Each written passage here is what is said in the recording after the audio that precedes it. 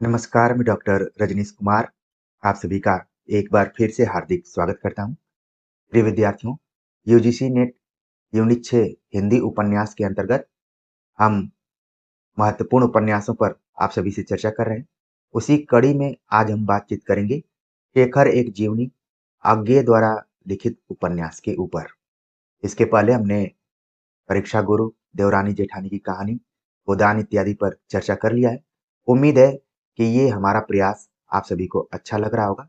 हमारी कोशिश है कि आप सभी वन लाइनर किताबों के साथ-साथ मूल किताबों को कैसे पढ़ना है, उसके बारे में भी देखिए और अगर किसी भी बड़ी रचना को पूरा नहीं पढ़ पा रहे हैं, तो किन-किन अंशों को पढ़कर जाना चाहिए, उन्हें हम सूत्रसार के रूप में आप सभी को बताने का प्रयास कर रहे हैं, वो भी अच्छा लग रहा होगा। तो ज़रूर कमेंट कीजिएगा और जो भी हम चर्चा कर रहे हैं, उनको बहुत ही आराम से मन लगाकर देखिए, सुनिए और लिखिए। तो चलते हम बात करते हैं कि शेखर एक जीवनी जब आप पढ़ने जाते हैं तो किन-किन चीज़ों का ध्यान रखना चाहिए। इसका प्रकाशन 1941 ईस्वी में हुआ। ये मनोवैज्ञानिक उपन्यास की श्रेणी का उपन्यास है और देखेंगे आप कि आगे जिनका कि संबंध प्रयोगवाद से था और सप्तक का इन्होंने संपादन किया, तो इन्होंने न सिर्फ कविता के क्षेत्र में प्रयोग करने की कोशिश की, बल्कि उपन्यासों में भी इन्होंने प्रयोग किया है। जिसमें कि आप देख रहे हैं कि आमतौर पर पूछा जाता है कि शेखर एक जीवनी किस टाइप का किस टाइप की विधा है या फिर तो आपको बताना पड़ता है कि ये उपन्यास है। क्योंकि इसमें जीवनी शब्द लगा हुआ है, तो लगेगा कि ये जीवनी होगा लेकिन क्या है? उपन्यास है। पूर्वदीप्ति शैली यानी फ्लैशबैक में लिखित ये उपन्यास है, ये भी ध्यान रखना है। इस उपन्यास का दूसरा नाम है प्रकाशमान उछल तारा। ये भी कभी-कभी एग्ज़ाम में पूछ लिया जाता है, तो इसको ध्यान में रखना है। शेखर एक जीवनी के 3 भागों की चर्चा खुद उपन्यासकार ने किया हुआ है और प्रायः हमें इसके 2 खंड मिल जाते हैं, चाहे वो पुस्तक मेले में जाएँ, चाहे बुक शॉप पे जाएँ 2 खंड इसके मिल जाते हैं। प्रथम भाग आपको पढ़ना है, जो कि उत्थान नाम से है और यह 4 खंडों में बटा हुआ है, यानी प्रथम भाग जो है, वो 4 खंडों में बटा है। इस उपन्यास पर आलोचकों को ऐसा लगता है कि कुछ अन्य उपन्यासकारों का प्रभाव है, खासतौर से यूरोपीय, जिसमें रोला के जैक क्रिस्टाफ नाम के उपन्यास का प्रभाव इसके ऊपर दिखाई देता है। अगर हम इस उपन्यास के पात्र योजनाओं की बात करें तो मुख्य रूप से पुरुष और स्त्री पात्रों में आप देखेंगे कि मुख्य रूप से 2 पुरुष पात्र हैं। एक हरिदत्त जो कि शेखर के पिताजी हैं और स्वयं शेखर जो इस उपन्यास का नायक है, ठीक है? तो हरिदत्त और शेखर में आपसी जो संबंध है, वो पिता-पुत्र का है। स्त्री पात्रों की संख्या कुछ ज़्यादा है इसमें और संयोग से आप देखेंगे कि सबका कहीं न कहीं स से यहाँ पर है, चाहे वो दंत्य स हो, चाहे तालव्य स हो, सबका नामकरण है। तो कम से कम आपको इतना ध्यान में रखना है कि शेखर एक जीवनी जिसकी शुरुआत खुद तालव्य श से होती है, तमाम उसके पात्र तालव्य श से जुड़े हुए हैं। तो सरस्वती जो कि शेखर की बहन है और समय-समय पर उसको गाइड करती रहती है, उसको समझाती भी है। शारदा जो कि मद्रासी एक लड़की है जिसके प्रति शेखर का आकर्षण इस उपन्यास में आप पूरा देखेंगे शेखर 2-3 स्त्री पात्रों के बीच में उलझ कर रह जाता है। तो शारदा के प्रति शेखर का आकर्षण, ध्यान रखना है शेखर का आकर्षण है, जिस तरीके से स्वभावतः होता है। शशि जो कि शेखर की मौसेरी बहन है, इसके प्रति भी शेखर का आकर्षण है, दोनों के प्रति शेखर का आकर्षण है। शांति जो कि 18-19 साल की लड़की है और एक रोग से ये ग्रसित है, पीड़ित है, वो है तपेदिक रोग। तो ये मुख्य पात्र थे। अगर अन्य पात्रों की हम बात करें, तो उसमें शेखर की माँ, मणिका, कुमार, प्रतिभा, ईश्वरदत्त, प्रभुदत्त और रविदत्त, ठीक है? ये तमाम जो पात्र हैं, जो कि गौण पात्र के रूप में हैं, वो शेखर एक जीवनी में इनकी चर्चा की गई, ठीक है? तो मुख्य तौर पर जो आपको जानकारी रखनी चाहिए कि शेखर एक जीवनी का प्रकाशन कब हुआ, किसने लिखा, किस शैली में है, ठीक है? कौन-कौन से पात्र हैं। अब चूँकि हम मूल किताब पर चर्चा कर रहे हैं, तो ये जो उपन्यास है, ये इसको समर्पित किया है। किसको समर्पित किया है आप देखेंगे, आगे जो कि कवि भी रहे, बहुआयामी व्यक्तित्व के धनी रहे, तो वो एक-एक शब्द पर बहुत जोर देते हैं। लिखा है उन्होंने, उन सबको जिनके कारण शेखर का निर्माण हुआ और जो मैं प्रार्थना करता हूँ, इसे कभी नहीं पढ़ेंगे। एक तरफ तो कह रहे हैं कि जिनके वजह से शेखर बना, यानी कि जो शेखर शब्द है या फिर जो शेखर का व्यक्तित्व है, इसका निर्माण हुआ है, जन्मजात नहीं है, लोगों ने इसको निर्मित किया है अपने-अपने हिसाब से। प्रिय विद्यार्थियों, हम सभी के व्यक्तित्व का भी निर्माण अपने समाज से या फिर जिससे हम प्रेरित होते हैं, उससे कहीं न कहीं प्रभावित होकर निर्मित होता है। वैसे ही शेखर का भी हुआ है और वो लिखते हैं कि मैं प्रार्थना करता हूँ, इसे कभी नहीं पढ़ेंगे। जिनसे उनका निर्माण हुआ है, वो इस उपन्यास को कभी नहीं पढ़ेंगे, बाकी अन्य लोग इसको पढ़ सकते हैं। अब इसकी शुरुआत हम भूमिका के माध्यम से यहाँ पर करेंगे, ठीक है? जहाँ से प्रायः सवाल पूछे जाते हैं परीक्षाओं में।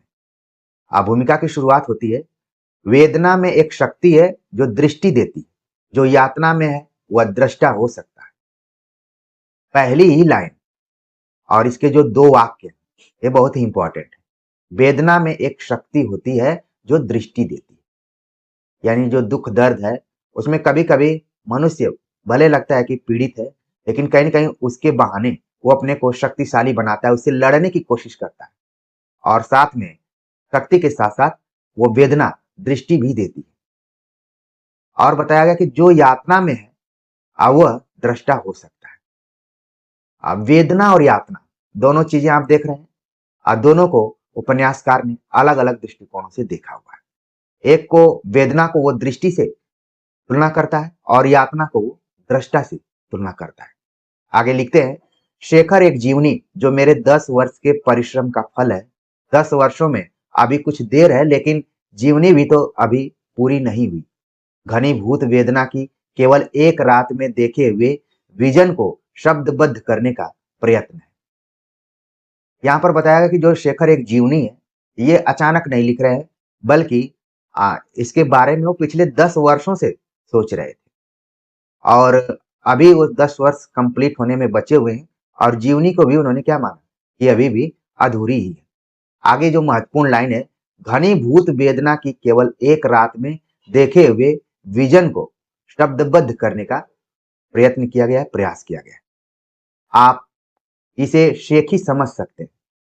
बार-बार आप देखेंगे कि अज्ञेय को ऐसा लगता है कि पाठक क्या सोचते हो, तो तुरंत वो बोल रहे हैं, यहाँ पर लिख रहे हैं कि आप इसे शेख ही समझ रहे होंगे, नौसिखिया की तरह समझ रहे होंगे। मेरे कहने का यह अभिप्राय नहीं है कि इतना बड़ा पोथा मैंने एक रात में गढ़ डाला है। नहीं, आप मेरे एक-एक शब्द को फिर ध्यान से पढ़िए। शेखर घनीभूत वेदना की केवल एक रात में देखे हुए विजन को शब्दबद्ध करने का प्रयत्न है। उसी पंक्ति को एक बार फिर से वो दोहरा रहे हैं कि आप इसको शेखी, गर्व, अहंकार समझ सकते हैं, लेकिन ये बात नहीं है। इस पोथा को एक रात में गढ़ डाला है, ऐसी बात नहीं है, बल्कि मेरे एक-एक शब्द को।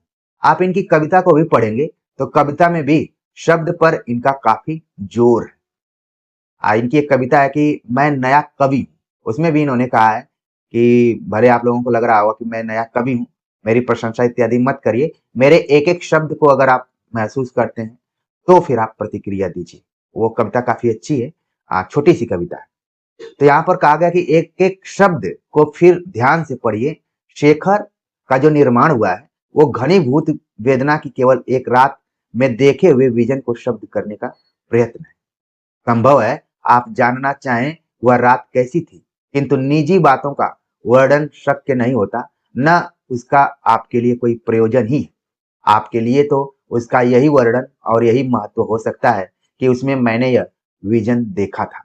वह रात मुझे उपलब्ध कैसे हुई, इसके संबंध में इतना बता सकता हूँ कि जब आधी रात को डाकुओं की तरह आकर पुलिस मुझे बंदी बना ले गई और उसके तत्काल बाद पुलिस के उच्च अधिकारियों से मेरी बातचीत हुई, फिर कहा सुनी और फिर थोड़ी-सी मारपीट भी हो गई, तब मुझे ऐसा दिखने लगा कि मेरे जीवन की इत शीघ्र होने वाली है।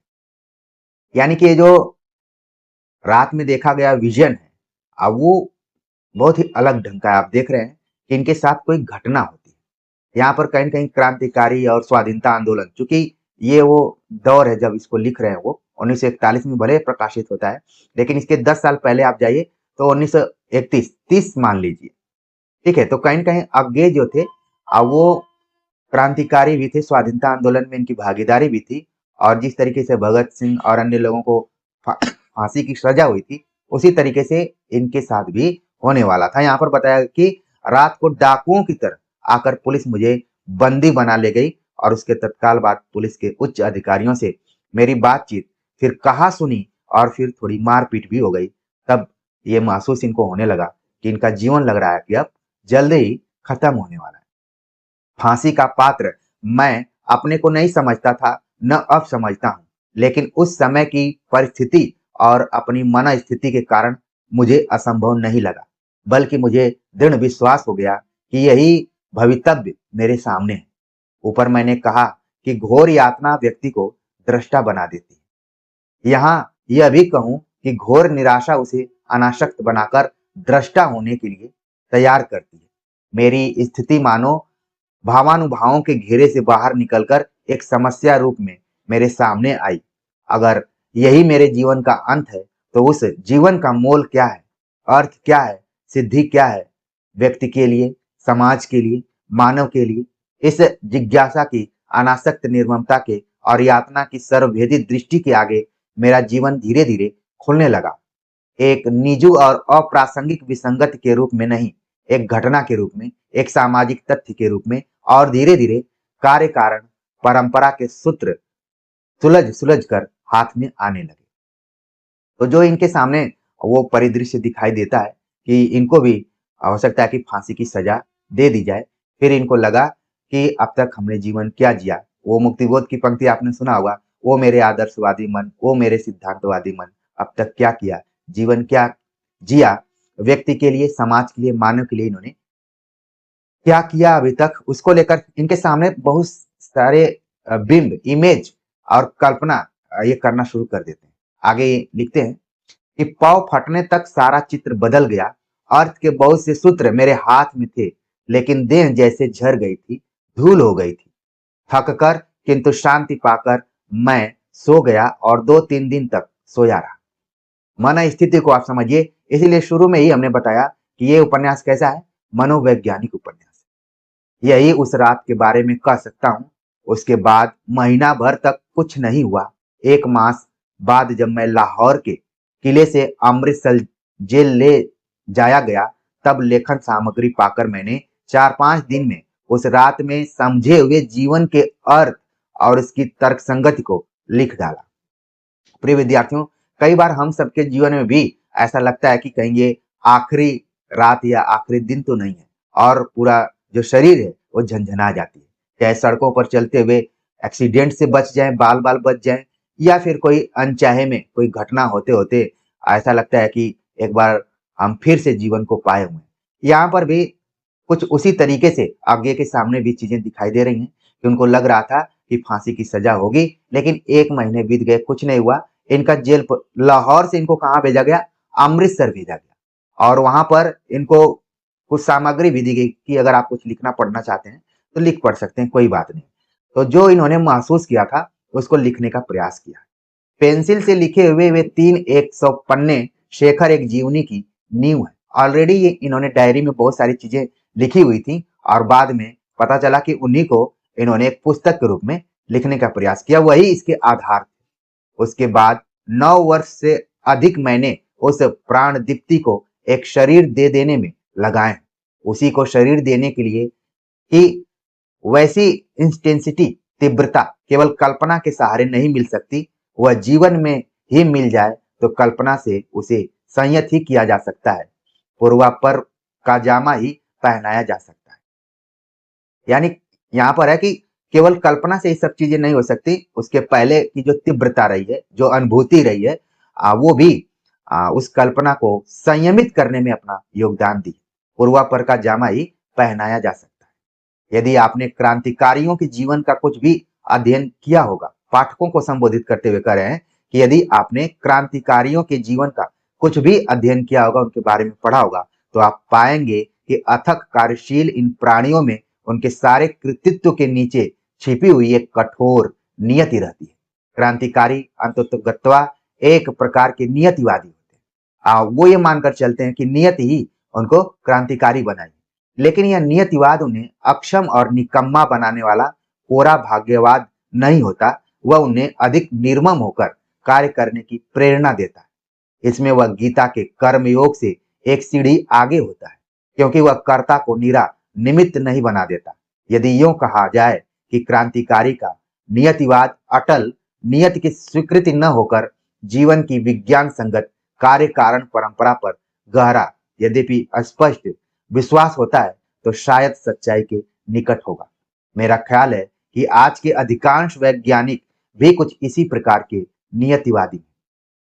अच्छा, एक चीज आपको ध्यान में रखना है कि उस समय जब ये उपन्यास लिखा जा रहा था, तो द्वितीय विश्व युद्ध भी चल रहा था और बम विस्फोट इत्यादि भी कई शहरों पर हुए थे। तो कहीं न कहीं विज्ञानवाद, नियतिवाद, तर्कवाद, ठीक है, और क्रांतिकारी, इन सभी को जोड़कर यहाँ पर आगे देखने का प्रयास कर रहे हैं। आगे लिखते हैं, तो शेखर एक जीवनी की क्रांतिकारी नायक ने अपने जीवन में इसी नियति के सूत्र को पहचानने का प्रयत्न किया है, क्योंकि उसे पहचान लेना ही जीवन को समझ लेना है, उसकी पूर्ति पा लेना है। ईश्वर जो करता है अच्छा ही करता है, अतएव प्रत्येक घटना स्वयं अपनी सिद्धि है, यह भी एक मार्ग है। लेकिन इस तर्क परंपरा को जो व्यक्ति स्वीकार नहीं कर सकता है, उसके लिए जीवन को सह बनाने का दूसरा उपाय यही हो सकता है। इसीलिए आप पाएंगे कि जीवनी के पहले भाग में शेखर अपने बाल्यकाल की छोटी छोटी घटनाओं की भी जांच कर रहा है।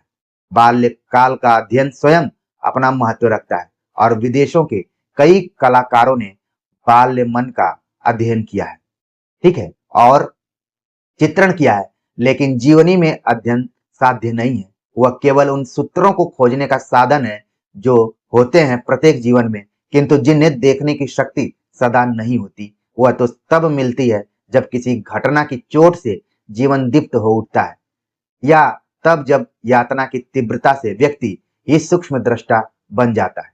अपनी रचना के बारे में कुछ कहने का अधिकार मुझे नहीं है, लेकिन शेखर का और अपना संबंध ध्यान में रखते हुए मुझे लगता है कि इसी में उसके जीवन की महानता और इसी में उसकी दीनता है।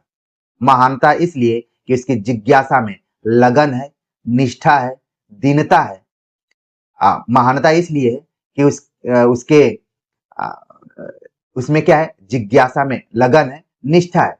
दीनता इसलिए कि इस तीव्रता के कारण ही वह कई जगह सच्चा शोधक न रहकर केवल हेतुवादी रह जाता है और उसका हेतुवाद करुण और दयनीय जान पड़ने लगता है। यहाँ पर रेशनलाइजेशन लिखा हुआ है, यानी कि हेतुवाद जो कार्य कारण है उसके लिए। तो यहाँ पर जो अज्ञेय है शेखर और खुद ये जीवन को वो सोच रहे हैं कि अलग अलग बताया जाए यहाँ पर, लेकिन बाद में आलोचकों ने कहा कि ये जो शेखर है वो अज्ञेय ही है। आगे चलकर तमाम लोगों ने इस पर विचार विमर्श किया है। आगे वो लिखते हैं, तो संक्षेप में यही शेखर एक जीवनी की बुनियाद की कहानी है। आप कहेंगे कि यह तो एक विजन नहीं, यह एक तर्क प्रणाली है, एक फलसफा है, लेकिन मैं मानता हूं कि फलसफा भी अंततः दृष्टि है, विजन है, और अपनी धारणा की पुष्टि के लिए फलसफे के हिंदी नाम की शरण लेता हूं, दर्शन। शेखर एक जीवनी को कहा गया कि क्या यह विजन है या केवल दृष्टि भर है, बल्कि ये क्या है, फलसफा है, और फलसफे को उन्होंने हिंदी नाम दिया है दर्शन। तो इसको भी ध्यान में रखिए, हो सकता है एग्जाम में पूछा जा सकता है कि फलसफे का हिंदी में नामकरण क्या किया है, अज्ञेय ने तो आप बताएंगे दर्शन।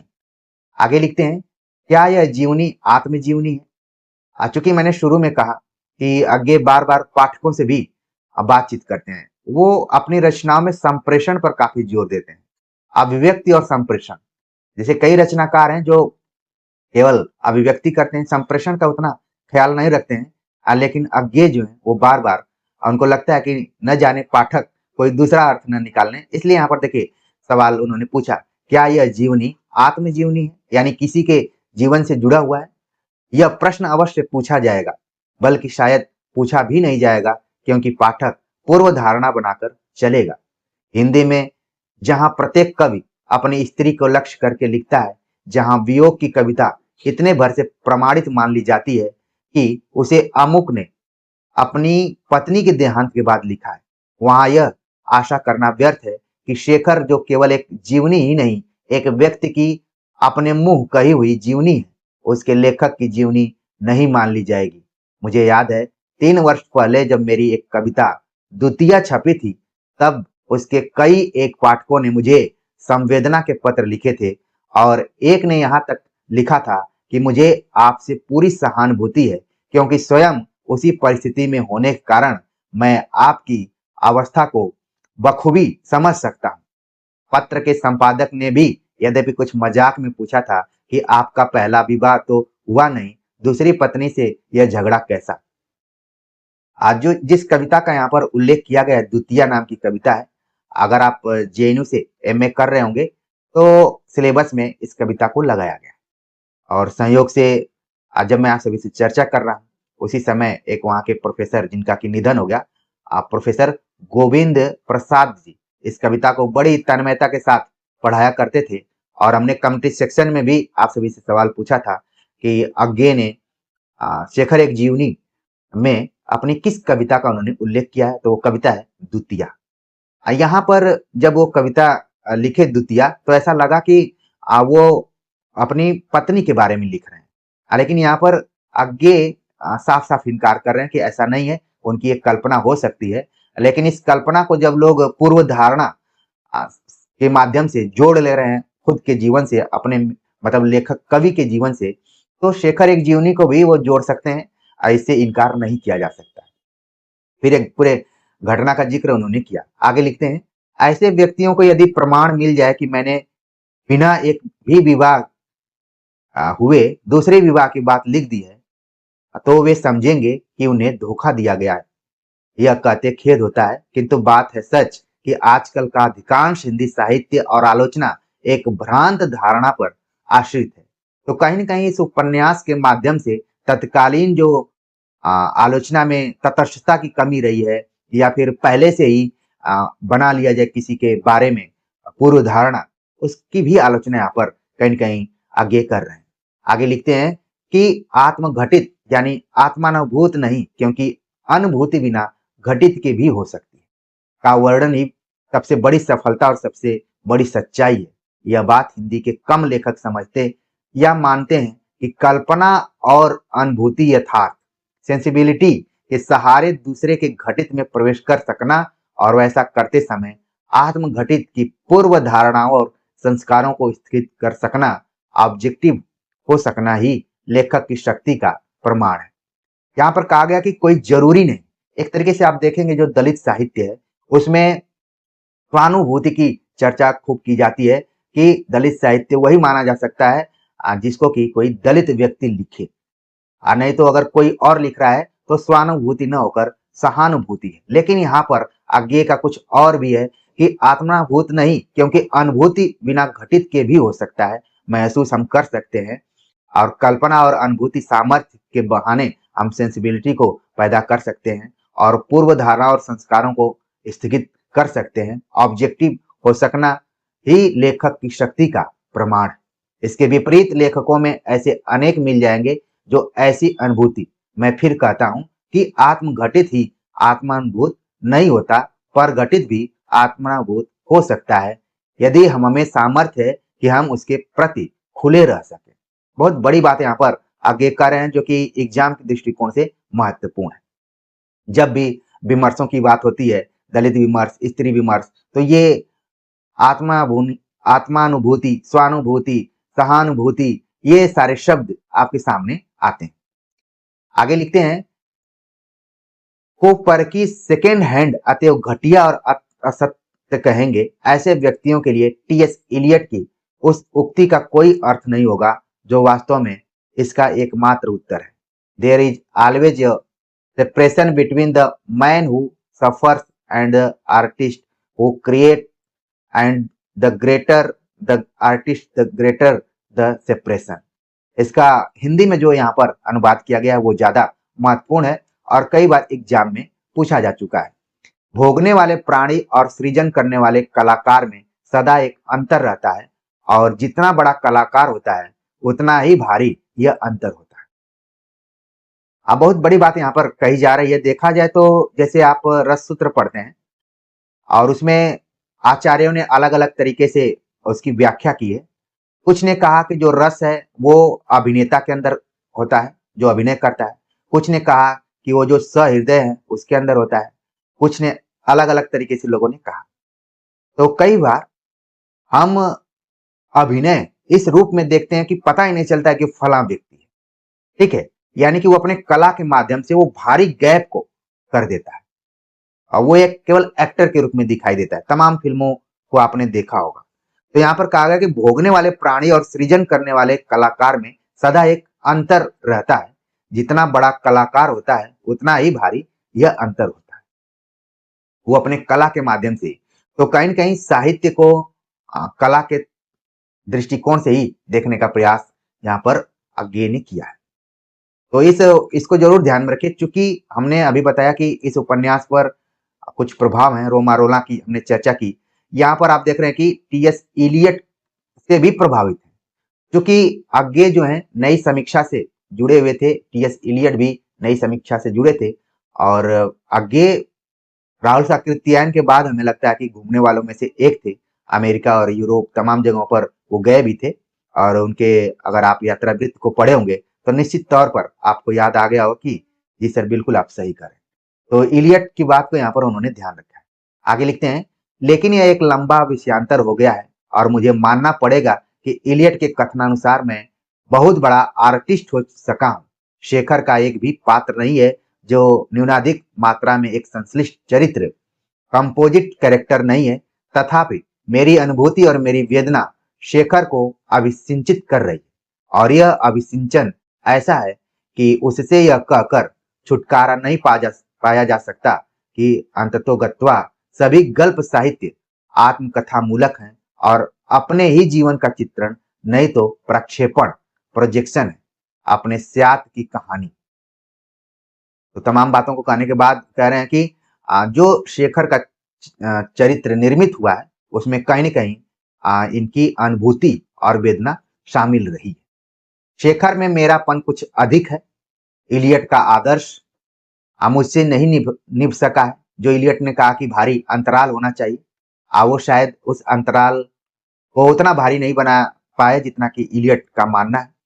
तो कह रहे हैं कि नहीं निभ सका है। शेखर निसंदेह एक व्यक्ति का अभिन्नतम निजी दस्तावेज है, a record of personal suffering है। यद्यपि वह साथ ही उस व्यक्ति के युग संघर्ष का प्रतिबिंब भी है।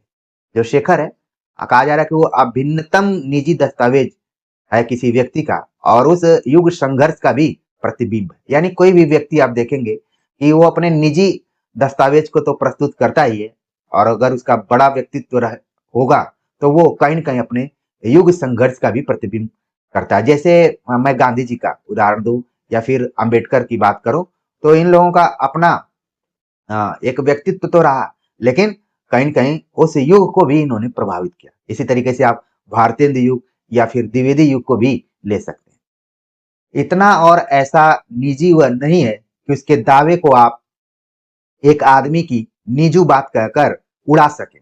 मेरा आग्रह है कि इसमें मेरा समाज और मेरा युग बोलता है कि वह मेरे और शेखर के युग का प्रतीक है। लेकिन इतना सब होते हुए भी मैं जानता हूं कि यदि इस उपन्यास का सूत्रपात दूसरी परिस्थिति में और दूसरे ढंग से हुआ होता तो इस भूमिका की आवश्यकता न रहती। आप देखेंगे कि कई उपन्यास जो हैं सीधे-सीधे शुरू हो जाते हैं, उनकी कहानी शुरू हो जाती है।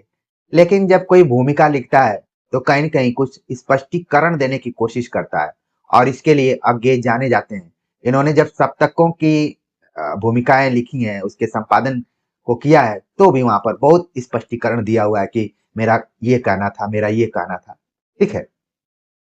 आगे वो लिखते हैं कि और नहीं इसकी संपूर्ण उपेक्षा करते हुए पाठक के यह कहने की गुंजाइश रहती कि शेखर में घटनाओं की तो बात ही क्या, स्थान भी लेखक के देशाटन की परिचर्या से मेल खाते हैं।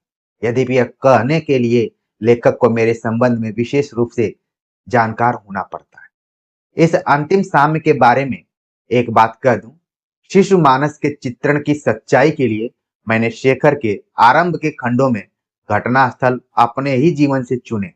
फिर क्रमशः बढ़ते हुए शेखर का जीवन और अनुभूति क्षेत्र मेरे जीवन और अनुभूति क्षेत्र से अलग चला गया।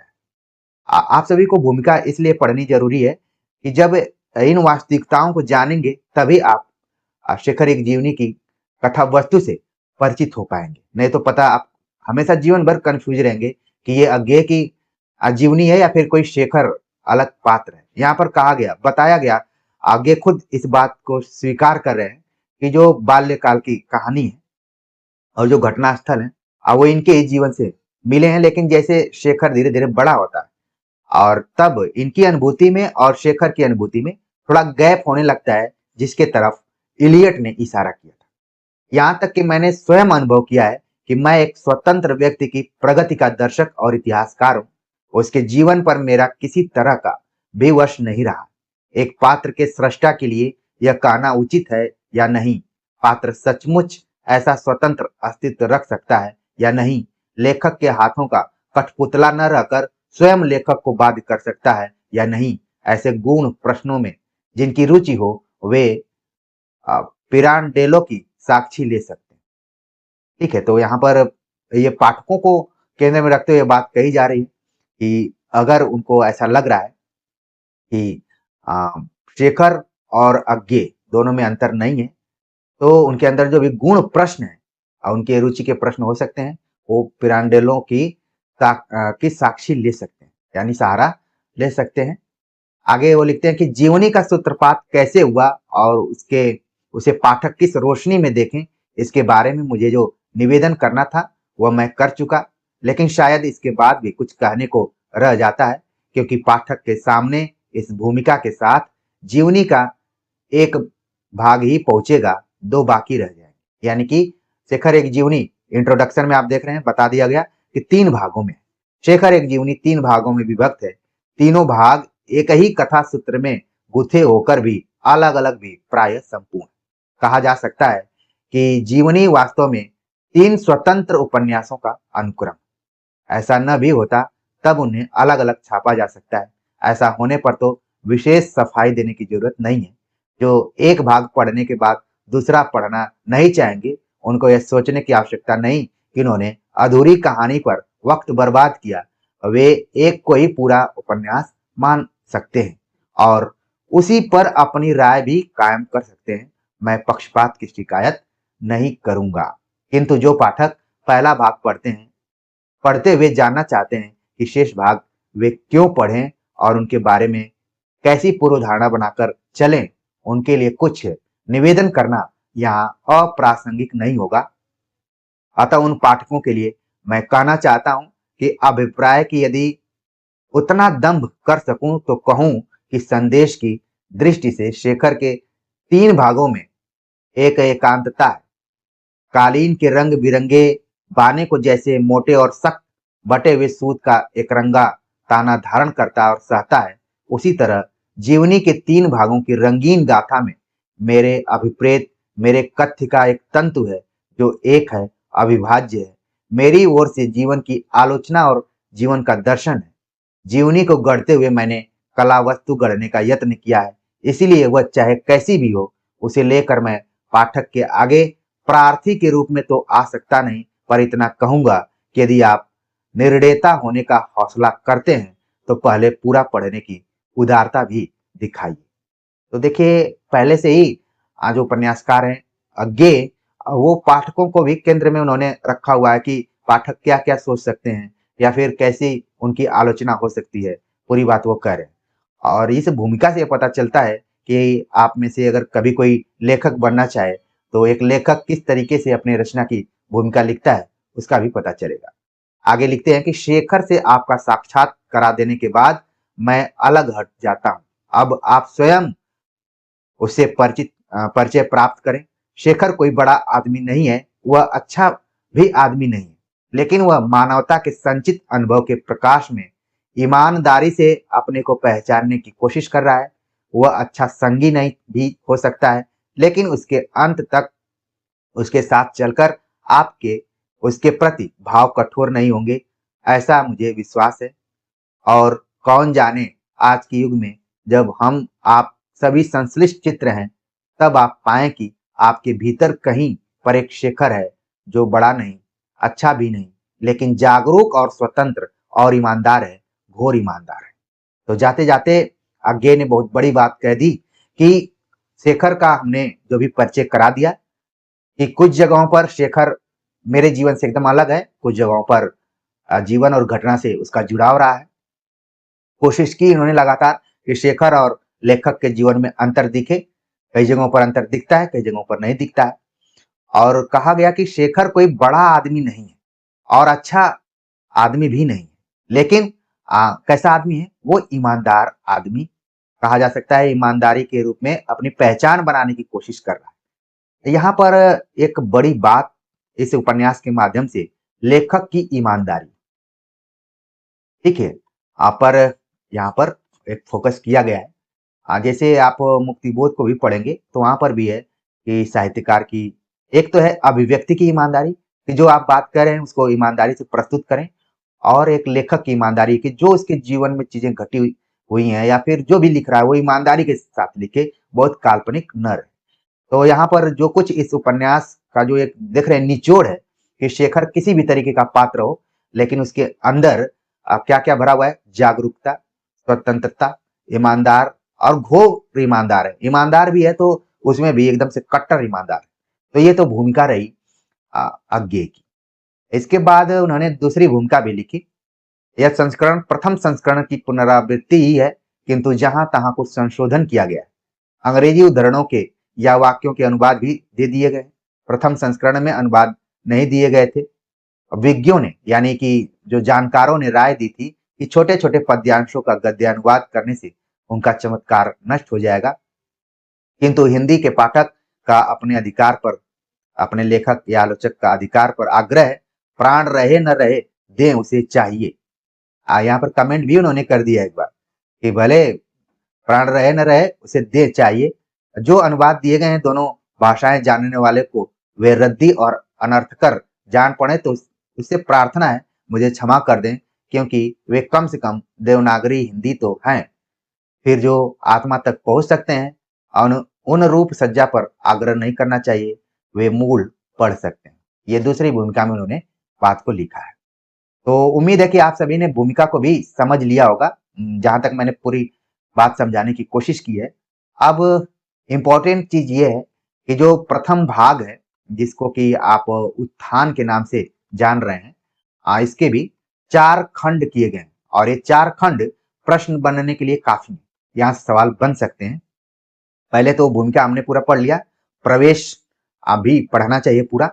प्रथम खंड जिसका शीर्षक दिया गया है उषा और ईश्वर। द्वितीय खंड बीज और अंकुर। तृतीय खंड प्रकृति और पुरुष। चतुर्थ खंड पुरुष और परिस्थिति। तो मनोवैज्ञानिक दृष्टिकोण से तो लिखा ही गया है। कुछ इसमें शब्दावली आप देखेंगे कि दार्शनिक रूप में भी है, और जिस रूप में ऊपर भूमिका में फलसफे की बात की गई थी, दर्शन की बात की गई थी, कहीं न कहीं इस टॉपिक से आप उसको समझ पा रहे हो। खास तौर से प्रकृति और पुरुष, जब आप फिलॉसफी पढ़ेंगे तो वहां पर ये दोनों शब्द बहुत ही इंपॉर्टेंट है, प्रकृति और पुरुष। ठीक है, तो इन खंडों का नाम बिल्कुल ध्यान में रखिए। कई बार ये सुमेलित वाले में आ जाते हैं, कई बार इसमें से कौन सा शीर्षक नहीं है या फिर किस खंड का कौन सा नाम है, इस टाइप से भी सवाल आते हैं। तो प्रिय विद्यार्थियों, हमने भूमिका का पूरा पाठ किया और जहां भी समझाने की जरूरत पड़ी, क्योंकि हमने सोचा कि एक सूत्र आपको दिया जाए कि तमाम उपन्यास आप पढ़ते होंगे, लेकिन शेखर एक जीवनी उन महत्वपूर्ण उपन्यासों में है जो कि तमाम सिविल सर्विसेज की परीक्षाओं के पाठ्यक्रम में लगा हुआ है। तो न चाहते हुए भी इसको आपको पूरा पढ़ना चाहिए, और निश्चित तौर पर ऐसे हर बार एग्जाम में सवाल पूछे जाते हैं, इस बार भी आएंगे, और भूमिका से अगर सवाल आएंगे तो आपको कोई दिक्कत नहीं होगी। और जो हमने शॉर्ट में इस उपन्यास के जो भी तथ्यात्मक चीजों को बताया हुआ है उसको भी आप ध्यान में रखेंगे, यहाँ से सवाल जरूर फंसेंगे। और आपको मौका मिले तो इस उपन्यास को पूरा पढ़ जाइए, समय निकाल कर जरूर पढ़िए। अगर आप लाइब्रेरी जाते होंगे तो 250-300 पेज का ये उपन्यास है, आराम से पढ़ सकते हैं। हाँ, वो विद्यार्थी जो उपन्यासों के नाम को सुनते ही घबरा से जाते हैं या फिर भयभीत हो जाते हैं उनके पास ये है कि समय कम है, तो उनके लिए हम भी आगे की तरह ही माफ़ी चाहेंगे, क्योंकि हमारा काम है आप सभी को बताना। क्योंकि आप यूजीसी नेट की तैयारी कर रहे हैं, तो कम से कम 3 से 4 महीने लेकर चलिए। यानी कि अगर आप एमए कर रहे हैं, तो सेकंड सेमेस्टर से ही इसकी तैयारी शुरू कर दीजिए कि हमें पढ़ते-पढ़ते यूजीसी नेट निकाल लेना है। ये एक उपलब्धि हो सकती है, जहाँ आप एमए का सर्टिफिकेट पाएँगे, वहीं नेट का भी सर्टिफिकेट आप लेकर घर जाएँगे। एक के साथ एक फ्री, और आगे का जीवन आपका और अच्छा हो जाएगा और लगातार आप कॉम्पिटिटिव एग्जाम में बैठते रहेंगे। तो प्रिय विद्यार्थियों, बातें तो बहुत हैं, और अगर आप तैयारी कर रहे हैं तो इस चैनल पर यूजीसी नेट को लेकर हमने अलग-अलग दृष्टिकोणों से आप सभी से चर्चा की है। उन पुरानी वीडियोज को पुरानी मत मानिए, ये मानिए कि वे आपके भविष्य को अच्छा करने वाली वीडियो हैं, उनको जरूर देखिए। तो मिलते हैं एक नए टॉपिक के साथ, तब तक के लिए नमस्कार।